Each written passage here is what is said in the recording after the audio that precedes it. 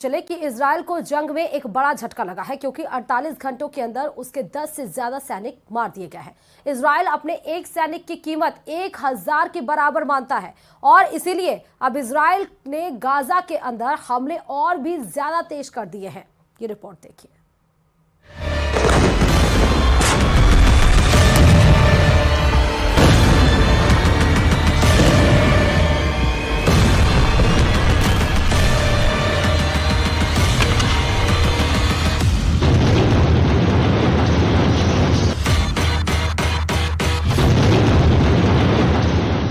Hamas ने भी जंग का प्रचंड आरंभ कर दिया है। हमास ने एक वीडियो जारी किया है और इस वीडियो में दिखाया गया है कि कैसे उसने अपने एंटी टैंक मिसाइल को लॉन्च करके इजराइल के 3 मरकावा टैंक उड़ा दिए हैं।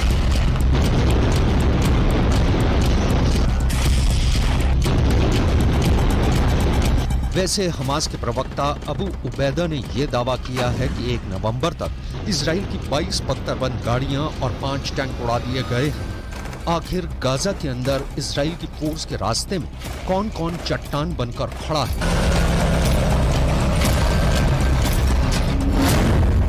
आखिर कैसे 48 घंटे के अंदर इजराइल के 10 से ज्यादा सैनिक मार दिए गए?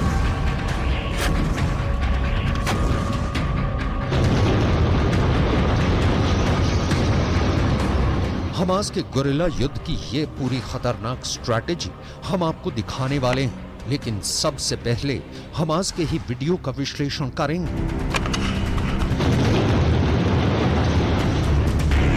हमास का टैंक फोड़ वीडियो नंबर 1।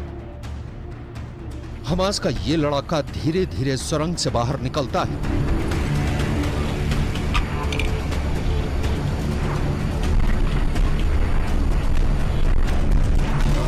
गौर करने वाली बात यह है कि यह सुरंग ऐसी झाड़ियों के पास खुलती है जिनको दूर से देख पाना बहुत मुश्किल है। कुछ सेकंड बाद वो तस्वीर सामने आती है जब सुरंग से हमास का लड़ाका और उसका टैंक फोड़ने वाला हथियार एक ही फ्रेम में एक साथ साफ नजर आते हैं और बहुत ही आराम से बेहद नजदीक मौजूद इजराइल के टैंक को निशाना बनाने में हमास कामयाब हो जाता है।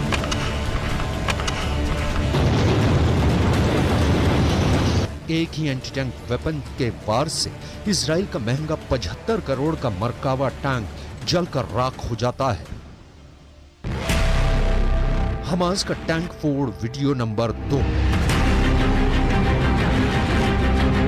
एक झाड़ी और झुरमुट के पास ही सामने की तरफ इजराइल का टैंक नजर आता है। घात लगाकर टैंक पर हमला होता है।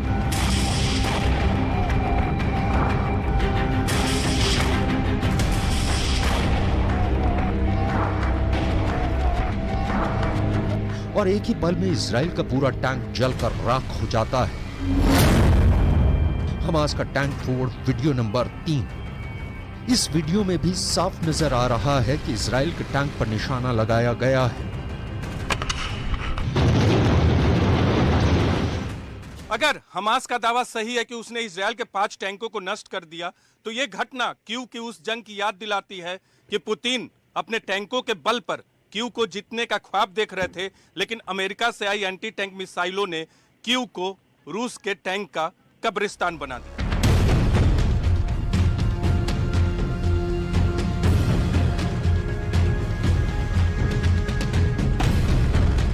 फिलहाल हालात ये है कि अब इजराइल को एक बार फिर से ये बात गंभीरता पूर्वक सोचनी पड़ेगी कि आखिर गाजा के अंदर घुसने का उसका फैसला कितना सही था, क्योंकि लंबी घेराबंदी करके भी पहले हमास के संसाधनों को खत्म किया जा सकता था। गाजा पट्टी के अंदर उन्हीं इमारतों का मलबा इजराइल के लिए बड़ी चुनौती बन गया है, जिसे इजराइल की एयरफोर्स ने ही तैयार किया है।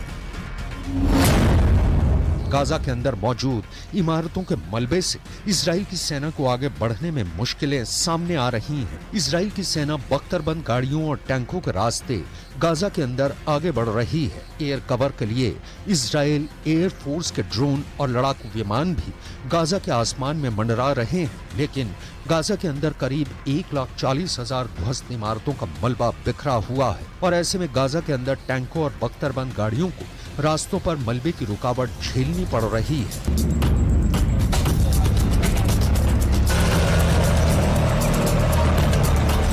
इस मलबे को हटाए बिना इजराइल की आर्मी आगे नहीं बढ़ सकती है, लेकिन इसी मलबे को साफ करने के चक्कर में इजराइल की आर्मी फंस रही है और उसको हमास के हमले झेलने पड़ रहे हैं।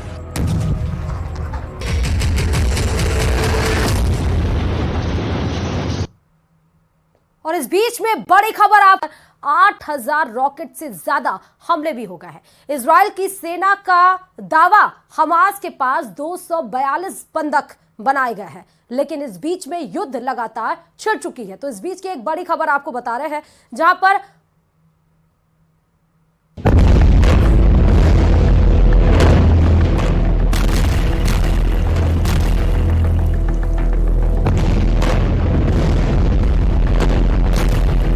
हमास किस लेवल पर इजराइल से जंग लड़ रहा है, ये वीडियो इसकी प्रामाणिकता साबित करता है।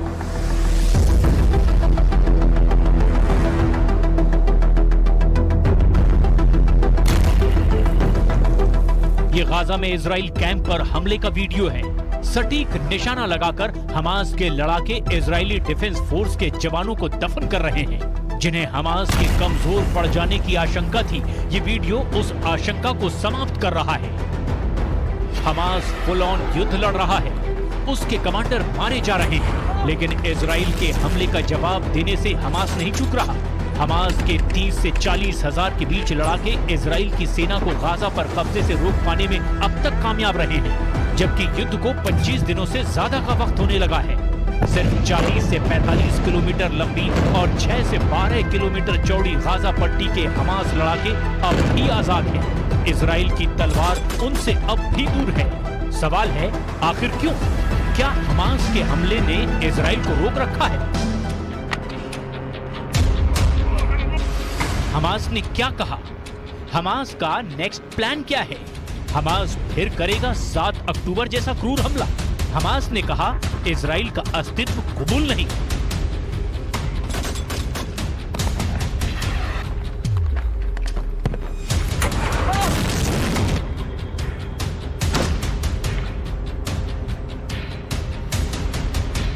हमास का ये लेटेस्ट वर्जन है कि गाजा के जलने की उसे फिक्र नहीं, फिलिस्तीन के जल जाने की भी उसे चिंता नहीं। हमास 7 अक्टूबर की तरह मौका मिलते ही इजराइल पर हमला करेगा। गाजा की तरह इजराइल में फिर कत्ल होंगे, लाशें बिछेंगी, मासूम मारे जाएंगे। हमास ने जो कहा है वो युद्ध के बीच अमन की अपील करने वालों को तमाचा है। शांति की बात करने वाली दुनिया को हमास ने जोर का झटका दिया है। हमास ने खुद उस शांति की चिता जला दी है। हमास के प्रतिनिधि गाजी हमद ने 7 अक्टूबर जैसा भयावह हमला दोहराने की धमकी दी है। गाजी हमद ने कहा है कि इजराइल का अस्तित्व अरब और इस्लामिक देशों की सुरक्षा, सेना और राजनीति के लिए तबाही जैसा है। हमें ये कहने में कोई शर्म नहीं है। इस जंग की कीमत हमें भी चुकानी होगी और हम इसके लिए तैयार हैं। फिलिस्तीन को शहीदों का देश कहा जाता है और हमें शहीदों का बलिदान देने पर गर्व है। अपनी जमीन को पाने के लिए हम 7 अक्टूबर जैसा हमला एक बार नहीं, कई बार करेंगे। इजराइल एक ऐसा देश है जिसका फिलिस्तीन की भूमि पर कोई स्थान नहीं है। इसे नष्ट कर दिया जाना चाहिए। हमास का अतिवादी रुख फिलिस्तीनियों की समस्या कम करने वाला नहीं बल्कि बढ़ाने वाला है। दरअसल हमास इजराइल के वजूद को ही नहीं स्वीकार करता। ऐसे में शांति की बात बेमानी हो जाती है। दूसरी तरफ इजराइल लगातार गाजा पर यह कहते हुए हमला कर रहा है कि उसे अपनी सुरक्षा करने का पूरा हक है, और दूसरी तरफ से हमास का यह कहना कि वो 7 अक्टूबर की तरह दूसरा बड़ा हमला भी कर सकता है। तो ऐसे में पूरे इलाके में शांति असंभव दिखती है। हमास का ये अतिवाद ही उसे दुनिया की नजर में खूंखार बनाता है। जो लोग गाजा में हमलों में मारे जा रहे मासूमों के खिलाफ आवाज उठा रहे हैं, उन्हें भी ये बात नहीं पचेगी कि इजराइल का समूल नाश हो जाए। हमास मानता है कि इजराइल को दुनिया के नक्शे से मिटा देना चाहिए, तो इजराइल को भी हक है कि वो अपने वजूद की रक्षा करे। अंजाम जो होना है वो अभी हो रहा है। पूरी गाजा पट्टी इस वक्त मौत की धधकती भट्टी में तब्दील हो गई है।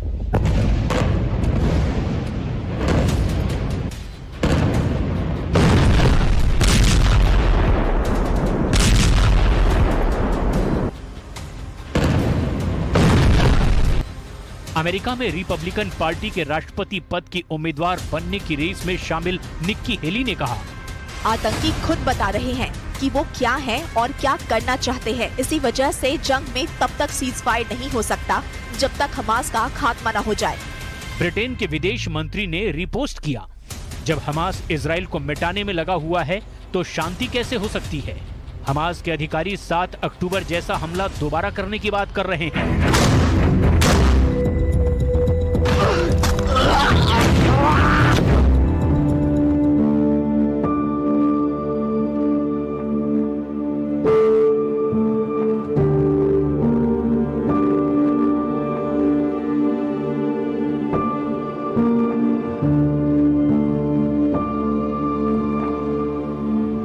हमास इजराइल के बीच खूनी संघर्ष की संपूर्ण गाथा सालों और दशकों पुरानी है। इजराइल अरब देशों के बीच बसा वो देश है जो यहूदी बहुल है। इजराइल दुनिया में यहूदियों का एकमात्र देश है, लेकिन इजराइल की स्थापना के साथ ही अब तक किसी भी अरब देश ने इजराइल को बतौर देश मान्यता नहीं दी।